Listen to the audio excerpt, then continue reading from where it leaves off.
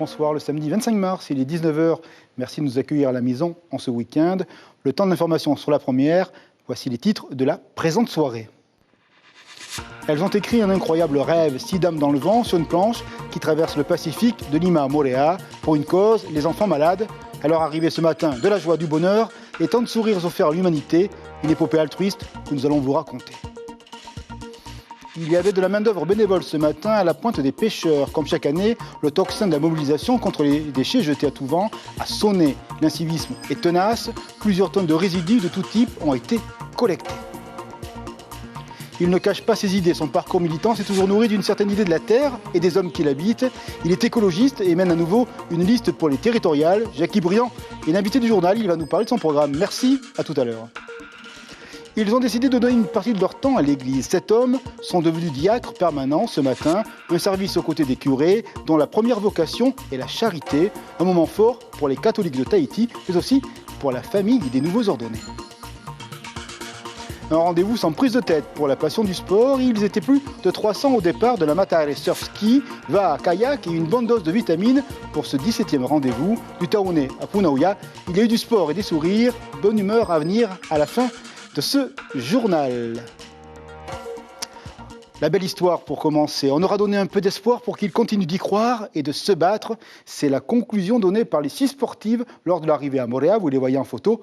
Une philosophie en fait, offrir le mieux à son prochain et surtout soutenir les enfants qui souffrent d'un cancer. 8000 km de Lima à Moorea, c'était pour eux et sûrement pour nous également, pour nous interroger. Il n'y a d'espoir que de dons, le regard des enfants, l'humanité, que de joie donnée par celles qui furent en mer. David Chang, Émile Sachong pour ce joli reportage.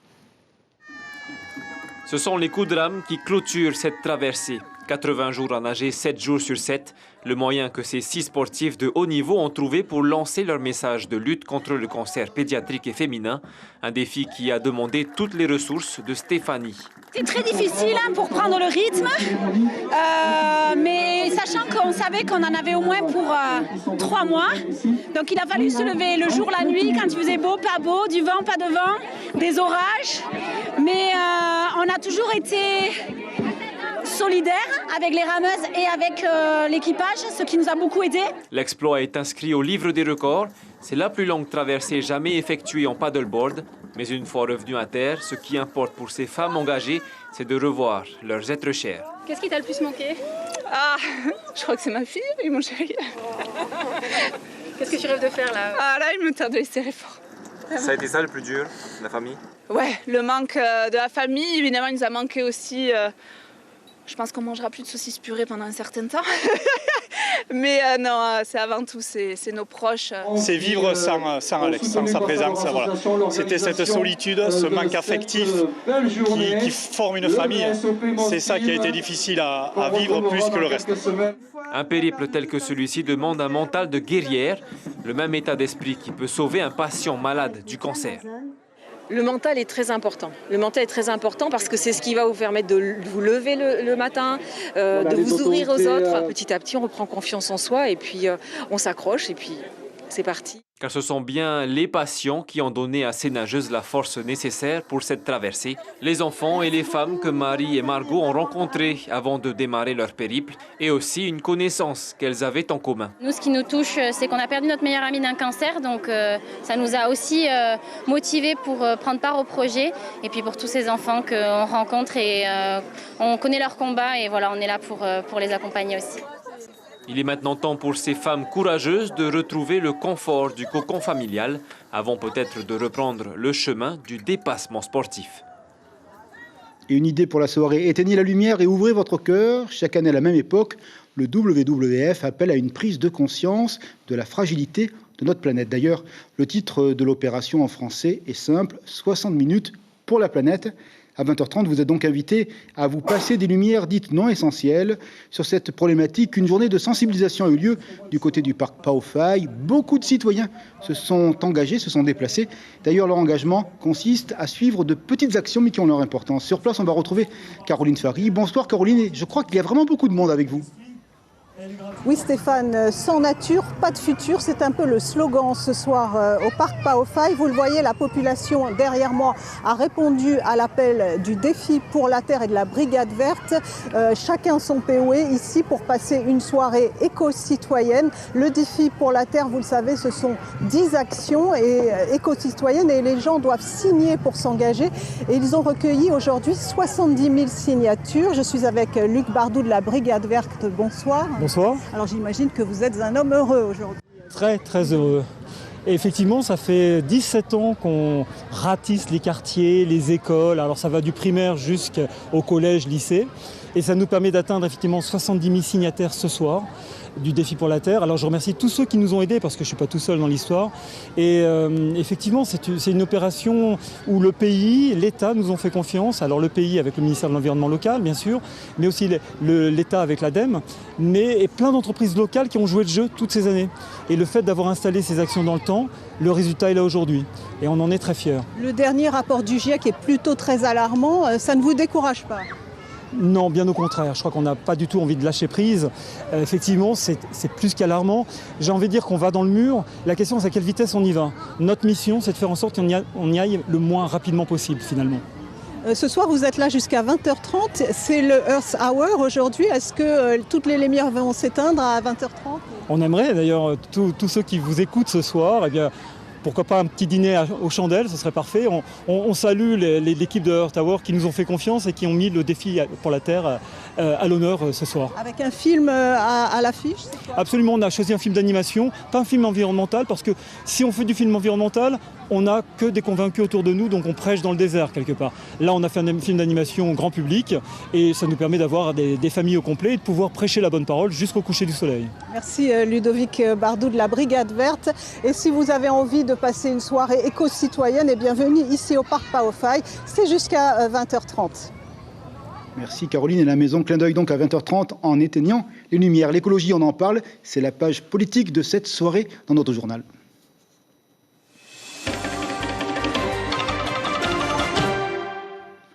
C'est une fin sans fin, tant l'incivisme s'empare de l'espace public, les déchets, une vraie calamité, surtout quand on les jette à tous les vents. L'association Tamari Nuuroa le constate chaque année. Ce matin, grand ramassage annuel à la pointe des pêcheurs, sur les routes et également en mer. Au final, 3 tonnes sur la balance, là ça fait vraiment mal. Reportage signé Caroline Fary avec des images de Patita Savea. De la station Total, ils vont commencer le ramassage jusqu'au rond-point Punaru et après ils descendront l'ancienne route pour revenir sur le Muriawai, l'embouchure. Le briefing avant l'action pour les nombreux bénévoles venus nettoyer la pointe Nuuroa. On vient entre amis ou en famille et il faut parfois aller chercher loin pour dénicher les déchets. C'est une canette, ouais, c'est bloqué en dessous les cailloux. C'est bien comme ça, quand tu viens à la plage, c'est propre. Voilà. Et quand j'avais 11-12 ans, on faisait déjà ça avec mes parents. Bon, il n'y avait pas autant d'associations qu'aujourd'hui. Je trouve ça bien, du coup je suis venu avec mon fils et ma petite sœur. Du coup je trouve ça bien qu'il y ait autant de jeunes, quoi. C'est pour eux qu'on va laisser ça. C'est bien qu'ils continuent cette action-là. Ici, on peut tout trouver, canettes, bouteilles ou autres pièces détachées automobiles. J'ai mon neveu qui est en train de retirer un pneu des gros cailloux en fait. Toutes les années, on essaye d'être disponible pour cette date-là, pour pouvoir donner un coup de main, voilà. C'est pour nous, c'est pour notre futur. Aujourd'hui, le défi est clair. L'équipe qui ramasse le plus de mégots gagne 5 000 francs. Ça nous donne un challenge plus pour pouvoir ramasser les mégots. Du coup, là, notre bouteille elle est presque pleine.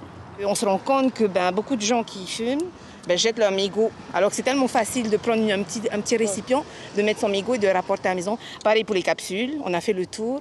Voilà. Et je pense que le fait de venir avec lui, c'est lui montrer l'importance de nettoyer et puis que les gens gardent l'environnement propre. Chaque année, l'opération est fructueuse. Plusieurs tonnes de déchets sont collectés. Ça va faire peut-être le 5e ou 6e ramassage qu'on fait et on atteint toujours à peu près le même poids. On est à peu près dans les 3 tonnes et plus, on a déjà atteint les 5 tonnes. Avec la rivière de la Punaru juste à côté, on récolte énormément de déchets, mais il faut le faire, et pour nous et pour les générations futures surtout. Le collectif Tamari Nuuroa, devenu aujourd'hui association, bénéficie de ce fait de l'aide de la municipalité. L'opération pourrait être reconduite en fin d'année. Partie invité, Jackie Briand pour les Verts. Bonsoir Jackie Briand, merci d'être avec nous. Un petit mot sur le reportage qu'on vient de voir du côté de Punaouia, ça vous interpelle? Oui, saluer d'abord le travail qui est fait par les associations qui sont que des bénévoles. Rappeler que la commune de Punaouia, dans le classement des tortues d'or est seconde, ça veut dire que même lorsqu'une commune est très active, on a encore des comportements qui sont complètement à côté du fonctionnement normal, des activités qui sont portées par la commune. Et ça interpelle.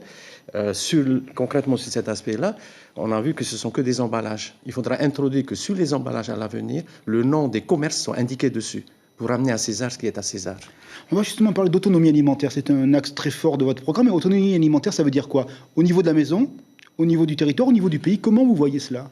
Ça veut dire que la relation entre le producteur et le consommateur soit le plus proche possible pour garantir la qualité des produits, pour permettre à la proximité de produire et enfin pour que ce que nous mettons en termes de pouvoir d'achat aille directement au niveau de ces producteurs-là. Ça, c'est quelque chose qui est extrêmement important. Plus on va raccourcir le circuit du marché, plus on va gagner et on va donner des efforts. Et là, c'est la puissance publique, le gouvernement qui peut gagner cette bataille? Mais bien sûr. Par quel billet, par quel procédé? Il doit y avoir aujourd'hui deux exemples. Le marché des foires ou la foire des marchés, qui se fait pratiquement toutes les fins du mois, ont un succès extraordinaire. Ça veut dire qu'il faut rentrer dans un processus institutionnalisé. Les foires, on voit par exemple les litchis quand ils arrivent. C'est vendu aux îles Australes à 500 et 700. Vous allez dans un commerce ici, c'est à 3500, 3600, voire beaucoup plus. L'idée, c'est de dire, on organise une foire pour lequel les producteurs viennent directement vendre sur place. On pourra produire suffisamment par rapport à la demande. On sait que pour l'instant, on a une production qui n'est pas suffisante pour répondre. C'est de répondre à la production locale, de ce qui existe aujourd'hui. Ensuite, c'est de voir comment on améliore. Mais pour l'instant, la production locale ne trouve pas sur le marché. Et à juste titre, les consommateurs ont dit mais c'est toujours très cher. Mais parce qu'entre les deux, vous avez un certain nombre d'intervenants. Il nous reste 2 minutes. On va aller vite. Ouais. Autonomie alimentaire, pour vous, ça résonne aussi avec le mot santé? Oui. J'ai ramené ici, si la caméra peut faire un gros plan. C'est une carte postale qui a été réalisée par un collégien de Tupoué il y a 20 ans. À cette époque-là, la Polynésie n'avait pas le pourcentage d'aujourd'hui de surpoids et d'obésité. Aujourd'hui, nous avons exactement le même pourcentage de surpoids que les États-Unis. Et nos enfants aujourd'hui, ils sont à 18%, ils sont obèses à 18%. Ce sera une cause territoriale pour la prochaine législative si nous avons la possibilité d'exercer le pouvoir. Un gros morceau également dans votre programme, transition énergétique, et là vous mettez les moyens. Vous annoncez 100 milliards. Oui. Pourquoi faire et où vous les trouvez? C'est calculé très rapidement. Toutes les années, nous mettons 20 milliards pour importer tout ce qui est fossile. Vous calculez sur une période. Où on va les chercher? Pour diffuser les images de notre conversation, vous emmenez sur un satellite. Aujourd'hui, combien de satellites tournent autour de notre tête? Quelle est la royalties qui remet au niveau du pays? 0 francs. Donc il faut qu'on travaille pour que ces royalties reviennent chez nous. Et justement, vous pensez que les gens sont prêts à vivre cette transition énergétique? Il y a une maturité parmi les citoyens de ce pays? Oui, et je vais vous donner un autre exemple, on en a discuté avant. Nous voulons introduire la carte numérisée qui permet d'accéder au PPN. Aujourd'hui, tout le monde a droit au PPN. La carte numérisée va permettre d'identifier ceux qui ont droit à 100%, ça veut dire sous le SMIC, avec un calcul du quotient, ceux qui ont droit à 50%, c'est 2 fois le SMIC avec un calcul sur le quotient. Et au-dessus, ceux-là n'auront pas droit. Donc cette transition-là est faisable. Il nous reste 30 secondes. Une question politique. Est-ce que vous regrettez de partir seul? Parce qu'à un moment donné, vous aviez émis l'idée de vous réunir avec d'autres mouvements, notamment celui de M. Temaron.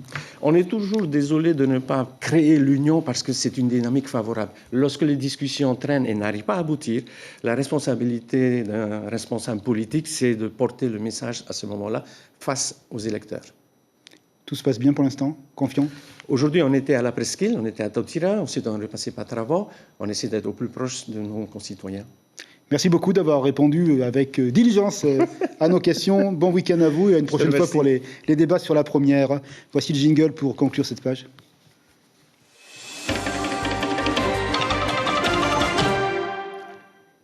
Réinventer la tradition, c'est quelque chose, et quand on le fait avec pureté et le goût du travail bien fait, cela donne une jolie récompense. Meilleur jeune artisan créateur pour l'année 2023, son nom Kanu Ukutini.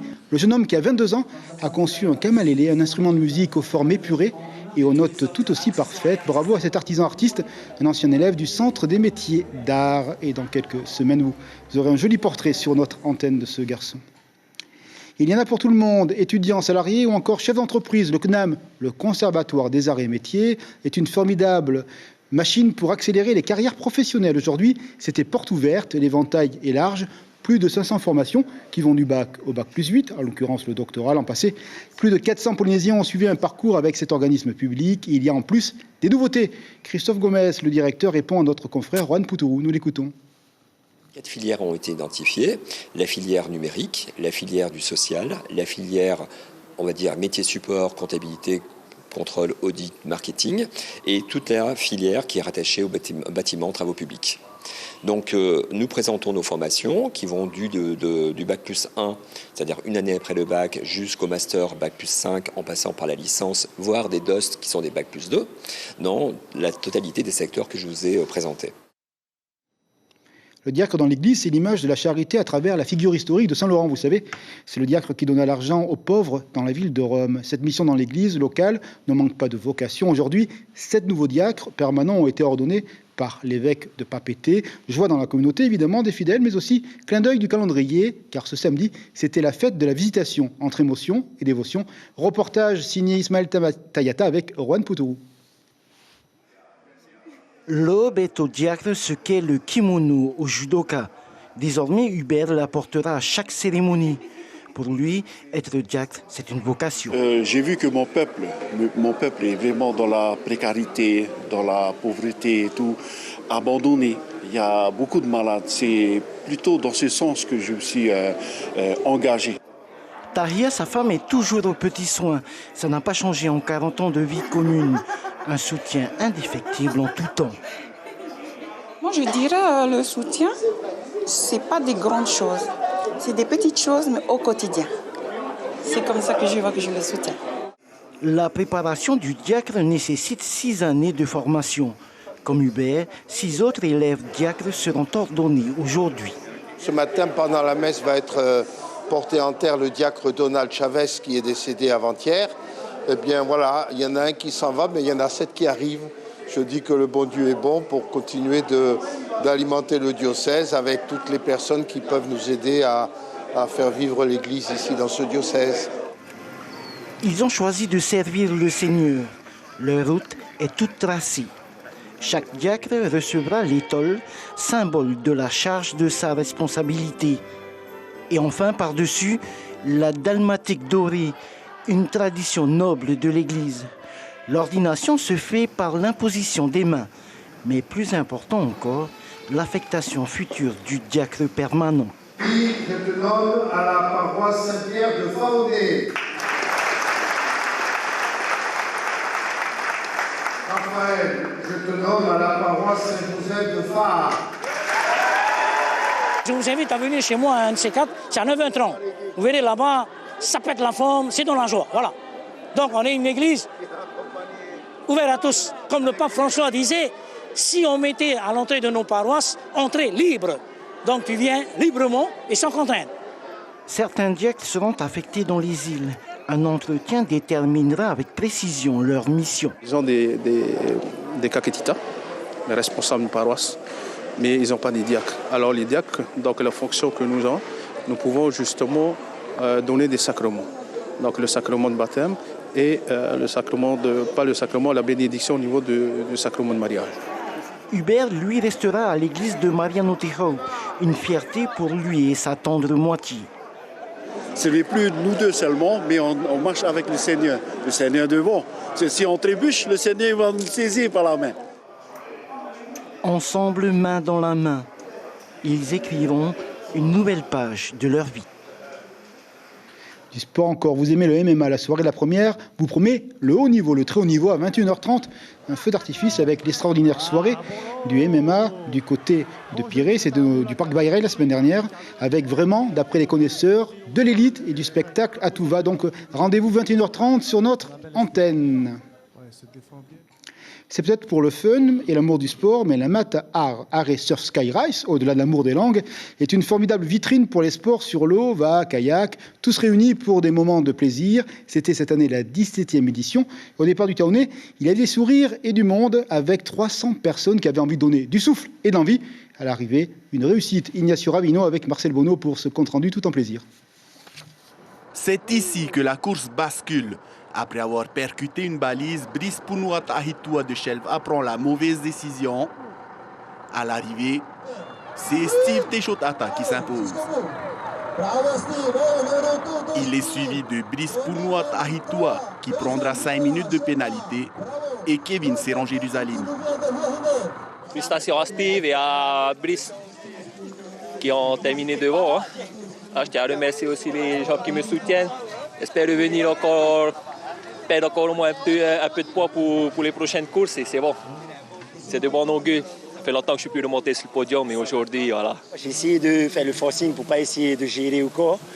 Mais bon, tu voyais que vers la fin, tu voyais les copains à côté souffler comme des taureaux juste derrière. Tu étais là, waouh. Faut peut-être se calmer un peu. Je commençais à gérer un peu avant la passe pour essayer de bien flinguer dans le lagon, quoi. Même son de cloche en kayak, les favoris se sont détachés dès le début et ils ne se feront plus jamais rattraper. Après 3 ans d'absence, Jonathan Savini prend la première place devant le vainqueur de la dernière édition, Hiromana Flores. Il y avait des bonhommes qui étaient très forts. D'ailleurs, ils ont bien envoyé au début. J'avais du mal à revenir sur eux. Et c'était le mental surtout. Il fallait être fort jusqu'au bout. Plusieurs moments, j'ai douté. Est-ce que je lâche? Parce que j'avais trop mal aussi. Et voilà, il faut aller jusqu'au bout de l'effort. D'abord, je me suis focalisé sur Pops, Charles Taillé, qui termine, je pense, 3e. Ensuite, au poteau blanc, je l'ai vu revenir et je me suis dit, bon, il va falloir encore redoubler d'efforts parce que je sais que c'est un gars très fort dans le plat. Aujourd'hui, je pense qu'il a été plus physique que moi. Jonathan, après 3 ans d'absence, il est là, Jonathan Savini. Bravo Jonathan. Voilà donc pour ces images sympathiques de sport. C'est quasiment la fin de ce journal pour cette soirée de samedi. Nous vous rappelons l'information principale de la soirée, évidemment. Une information qui a trait aux 8000 km sur le Pacifique. L'exploit réalisé par 6 dames qui ont relié Lima à Moorea. Arrivé ce matin dans la joie. Et derrière tout cela, un joli message. Soutenir et donner de la force aux enfants victimes de cancer. Un message d'amour universel qui fait du bien dans les temps incertains que connaît actuellement le monde. On va s'intéresser au programme de la soirée dans un instant. Vous allez voir ce qui vous est proposé sur la première. Vous le voyez, série sud-américaine Azúcar. Et après, on va s'intéresser à la police avec Blacklist. Et n'oubliez pas, après le super rendez-vous que vous attendez avec la compétition de MMA filmée la semaine dernière. Et on nous a dit qu'il y avait vraiment des étincelles et du beau spectacle. Merci donc pour votre fidélité. C'est la fin de la présente édition. Radio Demain Matin, information signée Abinera et Axel. Passez donc une belle nuit avec tous les sons proposés par la première. À demain soir 19h pour le journal en français. Et encore merci.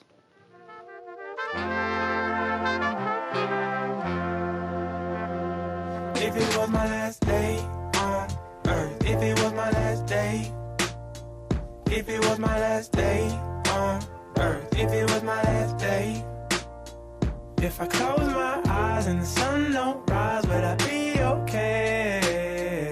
If it was my last day on earth, if it was my last day, if it was my last day on earth, I wouldn't be in church. I'm sorry, God, but it's my last day in this universe. I need to see birds and buzzing bees, green grass, evergreen trees. I'm seeing people who have been mean to me, and why would I waste my time? All my favorite people need teary-eyed goodbyes. Talk, laugh, hug, and give a bunch of hard high fives. I did my best, man. I gave this thing a good try. If it was my last day on earth, if it was my last day, if it was my last day on earth, if it... L'information en continu sur Polynésie la première, Internet et réseaux sociaux.